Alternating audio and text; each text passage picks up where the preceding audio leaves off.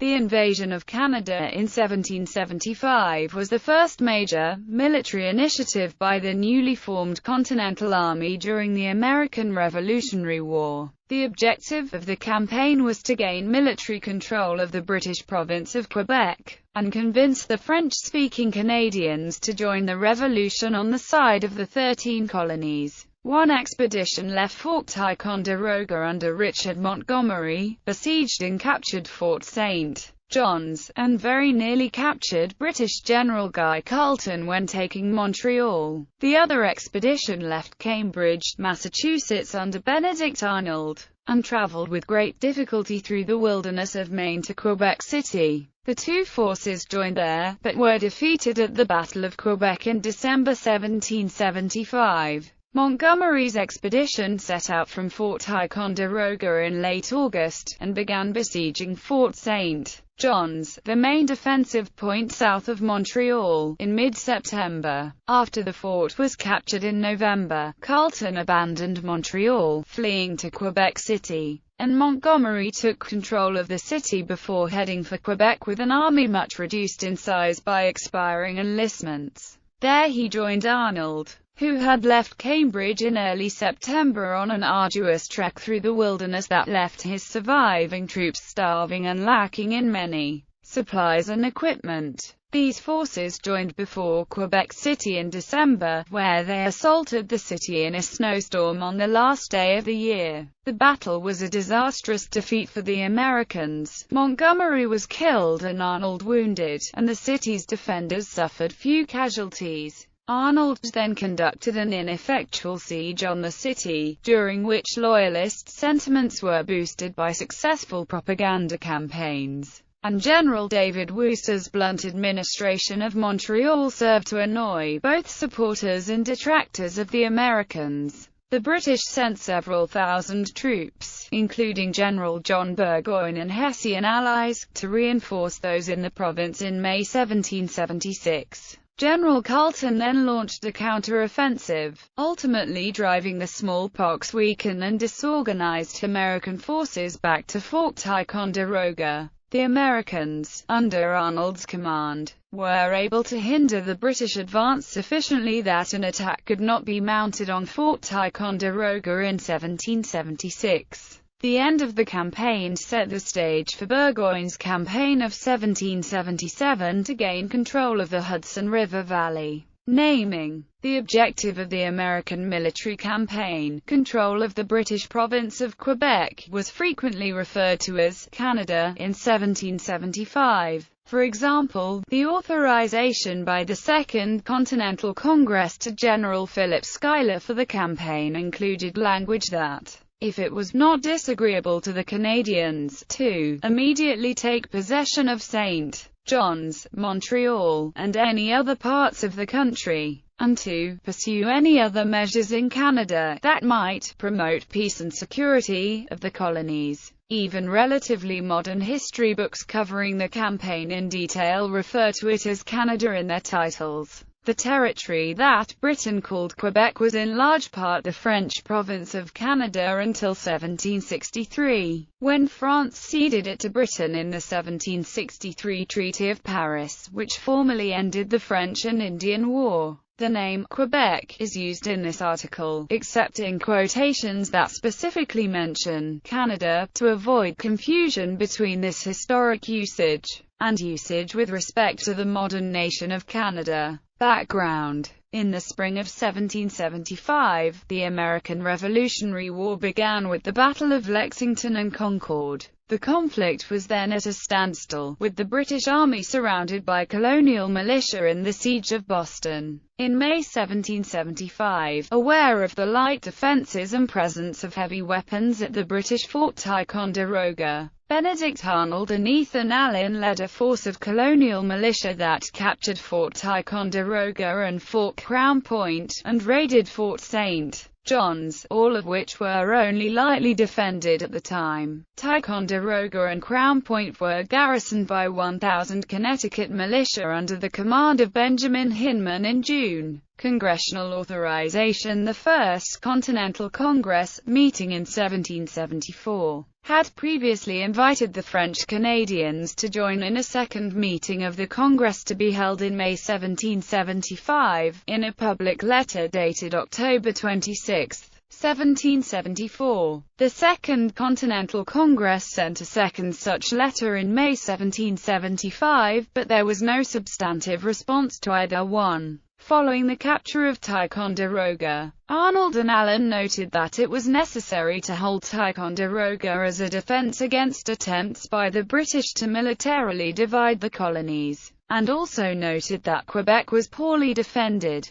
They each separately proposed expeditions against Quebec, suggesting that a force as small as 1,200 to 1,500 men would be sufficient to drive the British military from the province. Congress at first ordered the forts to be abandoned, prompting New York and Connecticut to provide troops and material for purposes that were essentially defensive in nature. Public outcries from across New England and New York challenged the Congress to change its position. When it became clear that Guy Carleton, the governor of Quebec, was fortifying Fort St. John's, and was also attempting to involve the Iroquois in upstate New York in the conflict, Congress decided that a more active position was needed. On June 27, 1775, Congress authorized General Philip Schuyler to investigate, and, if it seemed appropriate, begin an invasion. Benedict Arnold, passed over for its command, went to Boston and convinced General George Washington to send a supporting force to Quebec City under his command. Defensive preparations following the raid on Fort St. John's. General Carleton was keenly aware of the danger of invasion from the south, and requested, without immediate relief, reinforcements from General Thomas Gage in Boston. He set about raising local militias to aid in the defense of Montreal and Quebec City, which met with only limited success. In response to the capture of Ticonderoga and the raid on Fort St. John's, he sent 700 troops to hold that fort on the Richelieu River south of Montreal, ordered construction of vessels for use on Lake Champlain, and recruited about 100 Mohawk to assist in its defense. He himself oversaw the defense of Montreal, leading only 150 regulars, since he relied on Fort St. John's for the main defense. The defense of Quebec City he left under the command of Lieutenant Governor Cramer Hay. Negotiations for Indian support. Guy Johnson, a loyalist and British Indian agent living in the Mohawk Valley in New York,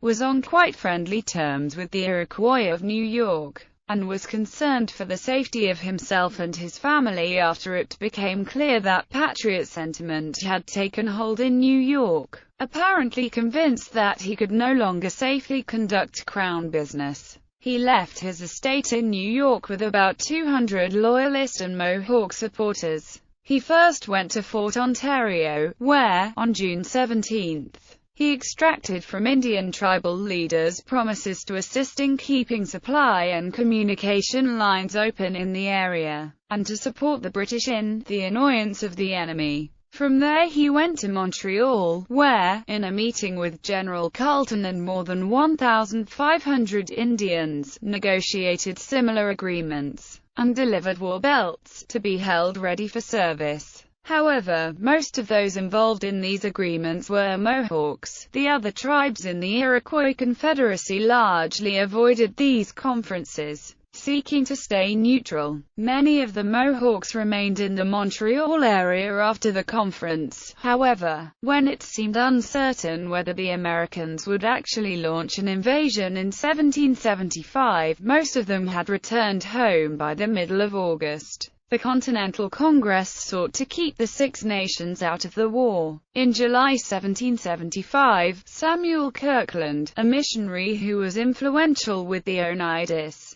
brought to them a statement from Congress that, "We desire you to remain at home, and not join either side, but to keep the hatchet buried deep," while the Oneidas and Tuscaroras remained formally neutral. Many individual Oneidas expressed sympathy with the rebels. News of Johnson's Montreal meeting prompted General Schuyler, who also had influence with the Oneidas, to call for a conference in Albany, to be held in mid-August. attended by about 400 Indians. Schuyler and other Indian commissioners explained the issues dividing the colonies from Britain, emphasizing that the colonists were at war to preserve their rights, and were not attempting conquest. The assembled chiefs agreed to remain neutral, with one Mohawk chief saying, "It is a family affair," and that they would "sit still and see you fight out."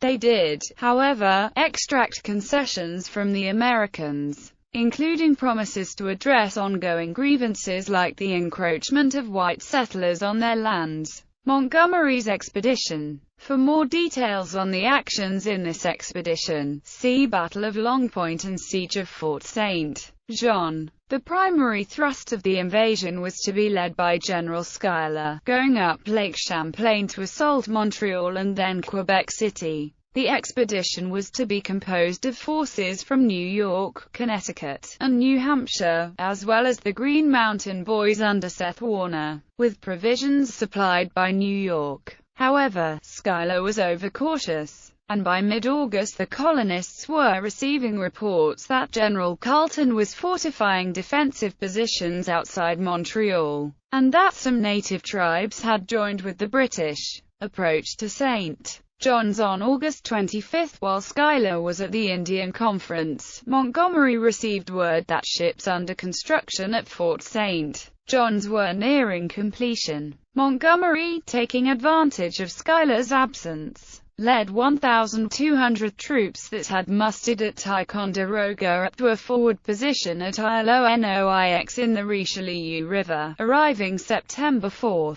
Schuyler, who was falling ill, caught up with the troops en route. He dispatched a letter to James Livingston, a Canadian prepared to raise local militia forces in support of the American effort to circulate in the area south of Montreal. The next day, the forces went down the river to Fort St. John's, where, after seeing the defenses and a brief skirmish in which both sides suffered casualties, they withdrew to ISNI. The skirmish, which involved mostly Indians on the British side, was not supported from the fort, prompting the Indians to withdraw from the conflict. Any additional Indian support for the British was further halted by the timely arrival of Oneidas in the area, who intercepted a Mohawk war party on the move from Caughnawaga toward St. John's. The Oneidas convinced the party to return to their village, where Guy Johnson, Daniel Claus, and Joseph Brant had arrived in an attempt to gain the Mohawks' assistance. Refusing to meet directly with Johnson and Claus, the Oneidas explained to Brant and the Mohawks the terms of the Albany Agreement. Brant and the British agents left without any promises of support. Following this first skirmish, General Schuyler became too ill to continue, so he turned command over to Montgomery. Schuyler left for Fort Ticonderoga several days later, after another false start, and the arrival of another 800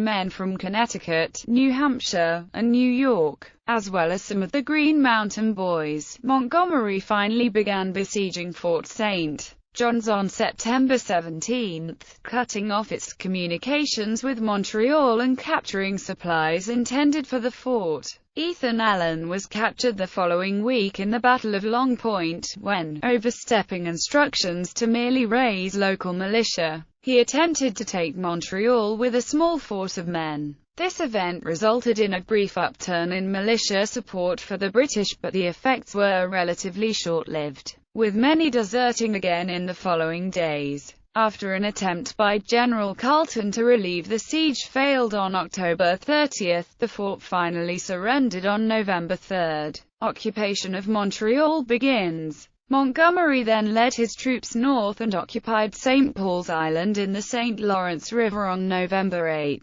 crossing to Point St. Charles on the following day, where he was greeted as a liberator. Montreal fell without any significant fighting on November 13, as Carleton, deciding that the city was indefensible, withdrew. He barely escaped capture, as some Americans had crossed the river downstream of the city, and winds prevented his fleet from departing right away. When his fleet neared Sorel, it was approached by a boat carrying a truce flag. The boat carried a demand for surrender, claiming that gun batteries downstream would otherwise destroy the convoy. Based on uncertain knowledge of how real these batteries were, Carleton elected to sneak off the ship, after ordering the dumping of powder and ammunition if surrender was deemed necessary. On November 19, the British fleet surrendered. Carleton, disguised as a common man, made his way to Quebec City. The captured ships included prisoners that the British had taken. Among these was Moses Hazen, a Massachusetts-born expatriate with property near Fort St. John's, whose poor treatment by the British turned him against them. Hazen, who had combat experience in the French and Indian War and went on to lead the 2nd Canadian Regiment throughout the war, joined Montgomery's army. Before departing Montreal for Quebec City, Montgomery published messages to the inhabitants that the Congress wanted Quebec to join him, and entered into discussions with American sympathizers with the aim of holding a provincial convention for the purpose of electing delegates to Congress. He also wrote to General Schuyler, requesting that a congressional delegation be sent to take up diplomatic activities. Much of Montgomery's army departed due to expiring enlistments after the fall of Montreal. He then used some of the captured boats to move towards Quebec City with about 300 troops on November 28, leaving about 200 in Montreal under the command of General David Wooster. Along the way, he picked up James Livingston's newly created 1st Canadian Regiment of about 200 men. Arnold's expedition. Benedict Arnold, who had been rejected for leadership of the Champlain Valley expedition, returned to Cambridge, Massachusetts, and approached George Washington with the idea of supporting Eastern invasion force aimed at Quebec City. Washington approved the idea, and gave Arnold 1,100 men, including Daniel Morgan's riflemen, for the effort.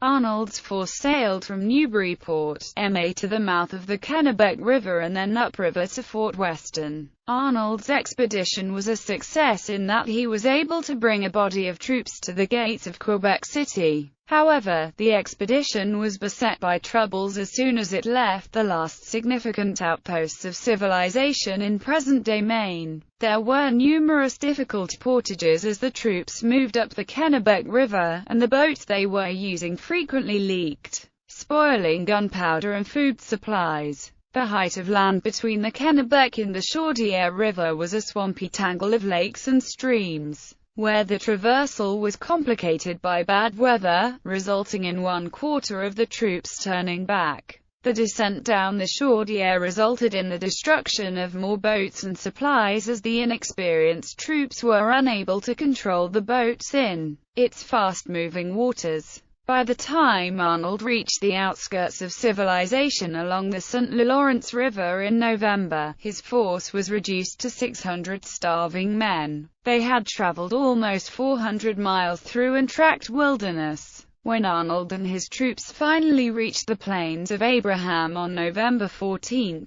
Arnold sent a negotiator with a white flag to demand their surrender, but to no avail. The Americans, with no cannons, and barely fit for action, faced a fortified city. Arnold, after hearing of a planned sortie from the city, decided on November 19 to withdraw to Point aux Trembles to wait for Montgomery, who had recently captured Montreal. As he headed upriver, Carleton returned to Quebec by river following his defeat at Montreal. On December 2, Montgomery finally came down the river from Montreal with 500 troops, bringing captured British supplies and winter clothing. The two forces united, and plans were made for an attack on the city. 3 days later the Continental Army again stood on the Plains of Abraham and began to besiege the city of Quebec.